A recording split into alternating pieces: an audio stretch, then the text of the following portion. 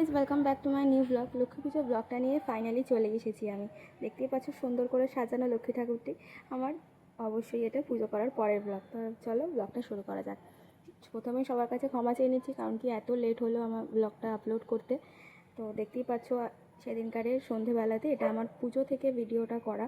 আমি সকাল থেকে কোনো ক্লিপ কোনো কিছু নিতে পারিনি, কারণ কি সকাল থেকে সেই দিনের দিনই সকালবেলায় অ্যাকচুয়ালি আমি ঠাকুর পুজোর জিনিসপত্র, ভোগের জিনিসপত্র সব কিছু আমি কিনতে গেছিলাম বাজার থেকে। তো এই কারণে পুরোটা ব্লগটা দেওয়া হয়নি, দিতে পারিনি, আমি কিছু ক্লিপ নিতেও পারিনি। তো একবারে যখন পুজো করতে বসেছি, আর দেখতেই পাচ্ছ ব্লগটা কিন্তু আমি করছিও না, ভিডিওটা সম্পূর্ণ করছে আমার বর। তো সুতরাং যদি কিছু ভুল ত্রুটি হয়ে থাকে প্লিজ ক্ষমা করে দিও। এবার দেখতে পাচ্ছি আমি এখানে পুজোর জিনিসপত্রগুলো গুছিয়ে নিচ্ছি। ভোগের রান্নাবান্না সবই কমপ্লিট। এবার আমি পুজোতে বসেছি, পুজোর জিনিসপত্রগুলো গুছোচ্ছি, ঘট পাচ্ছি। আমি এবার পাঁচালিটা পরবো বলে রেডি হচ্ছি, ঘোমটা ফোমটা মাথায় দিয়ে। বাড়ির বউ হয়ে লক্ষ্মী প্রতিমা তো হতে হবে না লক্ষ্মী পুজোর দিন। রাত্রিবেলায় পড়েছিল 8:45 নাগাদ। তো এই দেখো আমি পাঁচালি পরছি।